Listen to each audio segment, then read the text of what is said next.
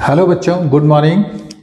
देखिए, जिन बच्चों को समस्या होती है वैद्युत चुंबकत्व यानी मैग्नेटिज्म पार्ट से, उस पार्ट को पढ़ाने के लिए आज हम यहाँ पर हाजिर हुए हैं। और देखिए बच्चों, ये एक ऐसी क्लास है जिसमें हम बहुत जल्दी बहुत सारा सिलेबस आपका कवर करेंगे। रैंडम क्लास है और बहुत अच्छे से समझाने की कोशिश करेंगे आप लोगों को। देखिए, जो वैद्युत चुंबकत्व का पहला भाग आता है वो आता है चुंबकीय क्षेत्र में गतिमान आवेशित कण पर बल। मतलब आप देखिए, ये एक हमने फिगर बनाया हुआ है, एक 3 डायमेंशनल फिगर बनाने की कोशिश की गई है, जिसमें इस दिशा में हम चुंबकीय क्षेत्र मान रहे हैं कि इस दिशा में मैग्नेटिक लाइन ऑफ फोर्सेस हैं यहाँ पर, और ये आपकी एक्स अक्ष है। एक्स अक्ष की तरफ अगर चुंबकीय क्षेत्र है और इस तरफ चुंबकीय क्षेत्र है, और इस चुंबकीय क्षेत्र में अगर कोई आवेशित कण गति कर रहा है, मान लिया वो इस डायरेक्शन में गति कर रहा है, या इस मैग्नेटिज्म अक्ष जो आपकी एक्स अक्ष है, एक्स अक्ष से किसी कोण पर, थीटा कोण पर, जैसे हमने मान लिया इस डायरेक्शन में ये प्लस क्यू चार्ज है, इस डायरेक्शन में यहाँ पर v वेलोसिटी से गति कर रहा है। ठीक है, चुंबकीय क्षेत्र में ये गति कर रहा है कौन? Plus Q charge, plus Q आवेश यहाँ पर गति कर रहा है, और इनके बीच का कोण अगर थीटा है, तो ये कहा गया था कि चुंबकीय क्षेत्र में जब भी कोई आवेशित कण गति करता है, चुंबकीय क्षेत्र से कोई कोण बनाता हुआ गति करता है, तो उस पर एक बल कार्य करता है, जिसे हम कहते हैं लॉरेंज बल कहते हैं। जिसे हम क्या कहते हैं? लॉरेंज बल कहते हैं।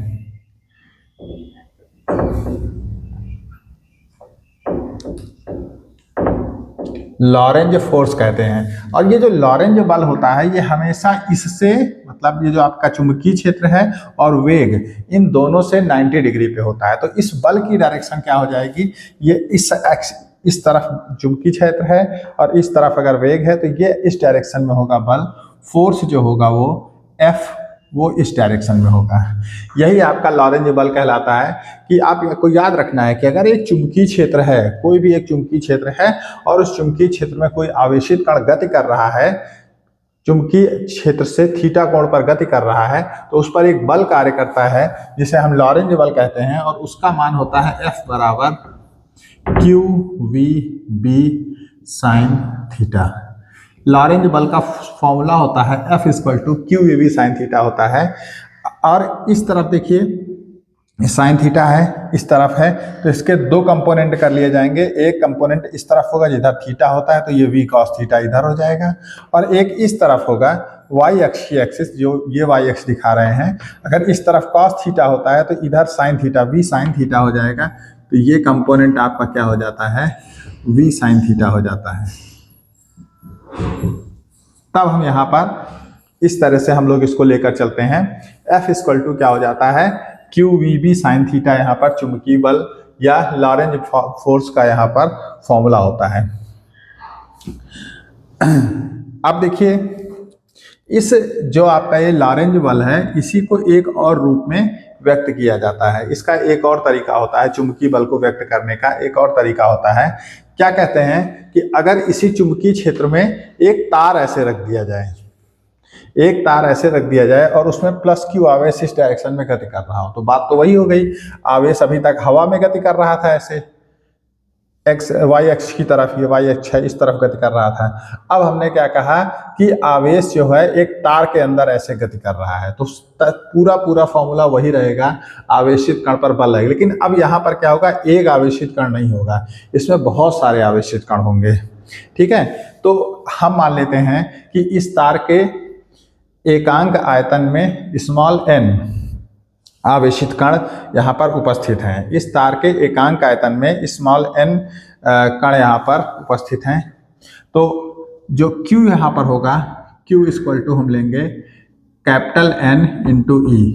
कैपिटल N क्या है? सारे आवेशित कणों की संख्या है, और ये E क्या है? यहाँ पर एक इलेक्ट्रॉन का आवेश है। तो Q की जगह पर जितने भी कण होंगे उनसे E से मल्टीप्लाई कर देंगे, और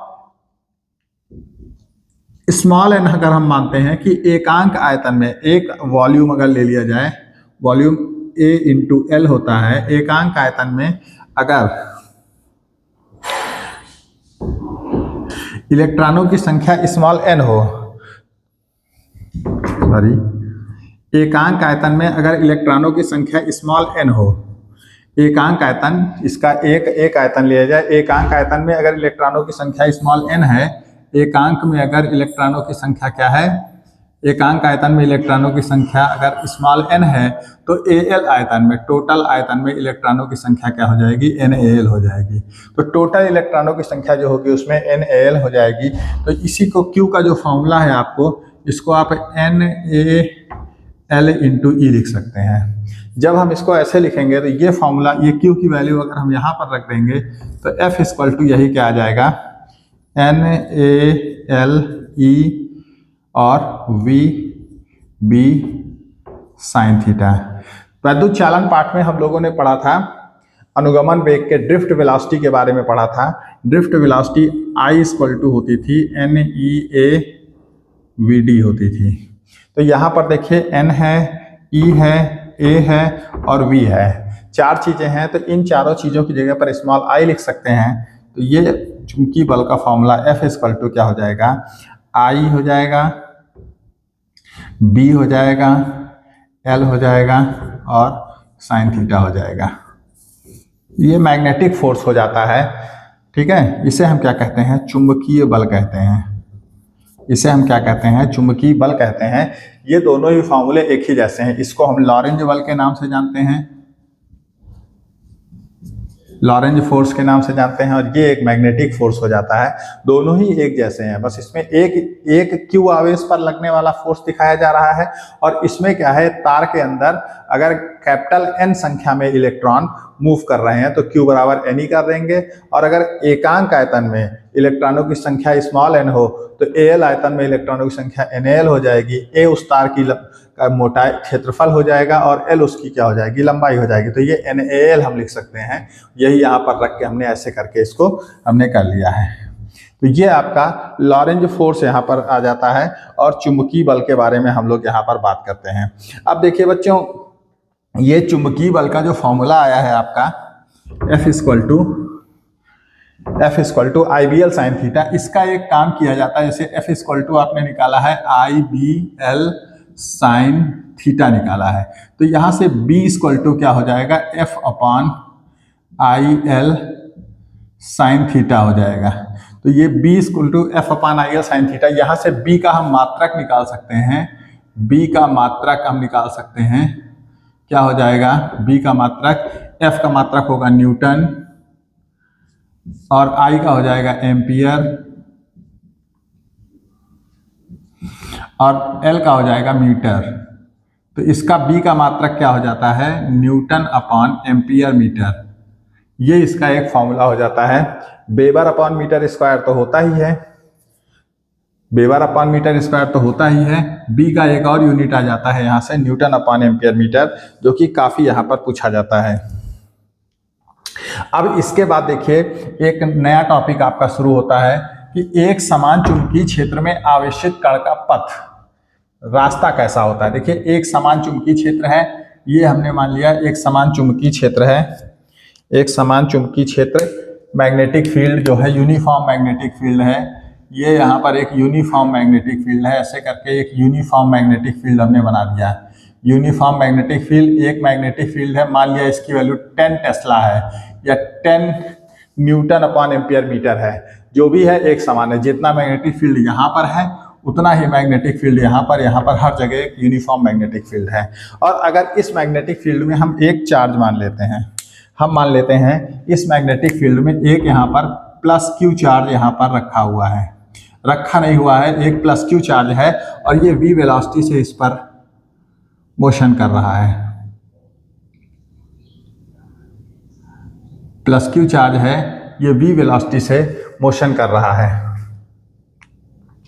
तो देखिए, एक चीज हम बताना आप यहाँ पर थोड़ा सा भूल गए हैं, उसको हम फिर से यहाँ बता देते हैं। ये जो यहाँ पर चुंबकीय बल आया था, F equal to IBL sine theta आया था चुंबकीय बल, इसकी दिशा हम कैसे ज्ञात करते हैं, ये हम बताना भूल गए थे।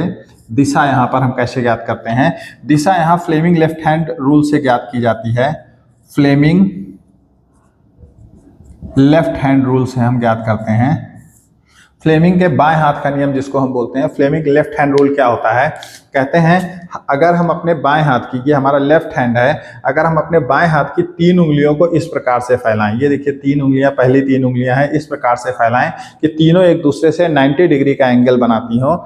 ये देखिए ये एंगल 90 डिग्री का है, ये एंगल 90 डिग्री का है, और आप देख सकते हैं ये एंगल भी क्या है, 90 डिग्री का है। तो अगर तीनों उंगलियां एक दूसरे से 90 डिग्री का एंगल बनाती हो तो children, mother, father, C for children, C for current, M for magnetic field, F for mother, और F फॉर फादर और F for force, children, mother, father. मतलब अगर ये उंगली हमारी करंट की डायरेक्शन में हो, जैसे देखिए यहाँ पे हम लोग ये कह रहे थे कि करंट इस तरफ आ रहा है और मैग्नेटिक फील्ड क्या होगा, इस तरफ होगा, तो फोर्स कहाँ लगेगा, ऊपर की तरफ लगेगा। तो करंट, मैग्नेटिक फील्ड और फोर्स ये हम बाएं हाथ की 3 उंगलियों से दिखाते हैं। आपको एक चीज यहाँ पर ये याद रखना है कि अगर प्लस क्यू चार्ज जिस डायरेक्शन में गति कर रहा है, करंट उसी डायरेक्शन में होती है। अगर प्लस क्यू चार्ज की जगह पर माइनस क्यू चार्ज ले लिया जाता है, माइनस क्यू चार्ज इस डायरेक्शन में मोशन कर रहा होता है, तो करंट इधर को ना होती, करंट अपोजिट डायरेक्शन में होती, इस तरफ हो जाती, क्योंकि माइनस क्यू चार्ज से उल्टी डायरेक्शन में हमेशा करंट चलती है। तो करंट इधर हो जाती, मैग्नेटिक फील्ड इधर हो जाता, तो फोर्स आपका नीचे की तरफ लगता है। ये आपका फ्लेमिंग लेफ्ट हैंड रूल होता है। वही फ्लेमिंग लेफ्ट हैंड रूल हम यहाँ पर लगाएंगे। देखिए magnetic field, current, magnetic field, force, magnetic field अंदर की तरफ है, करंट इधर की तरफ है, प्लस क्यू चार्ज इधर जा रहा है, मैग्नेटिक फील्ड अंदर की तरफ है। ये जो यूनिफॉर्म मैग्नेटिक फील्ड बी है, ये हमने क्या माना है, अंदर की तरफ माना है, इनवर्ड, इनसाइड हमने माना हुआ है, ठीक है। और ये चार्ज इस तरफ को मोशन कर रहा है करंट, तो इस पर एक फोर्स लगेगा, फोर्स की डायरेक्शन होगी ये फोर्स की डायरेक्शन होगी। तो ये पक्की बात है, जा इधर को रहा था, फोर्स इधर लग रहा है, तो ना ये इधर जाएगा ना ये इधर जाएगा, बल्कि ये अपने मार्ग से थोड़ा सा ऐसे करके ये घूम जाएगा, ऐसे घूम जाएगा। जब ये यहाँ पर पहुँचेगा, हम देखते हैं जब ये यहाँ पर पहुँचा हुआ है, तो अब इसकी वेलोसिटी क्या होगी, वेलोसिटी क्या होगी, इस तरफ हो जाएगी, इस तरफ की इसकी वेलोसिटी होगी। तो आप देखिए करंट ऊपर की तरफ है, मैग्नेटिक फील्ड अंदर, अब फोर्स कहाँ लगेगा, देखिए करंट ऊपर की तरफ है और मैग्नेटिक फील्ड अंदर की तरफ है, तो फोर्स इधर हो जाएगा। अब यही फोर्स कहाँ हो जाएगा, इस तरफ हो जाएगा, वह फोर्स ये हो जाएगा आपका फोर्स। तो इस फोर्स के कारण अब ये ऊपर जाना चाह रहा है, फोर्स इधर लग रहा है, तो इसका क्या होगा, ये ऐसे मूव कर जाएगा।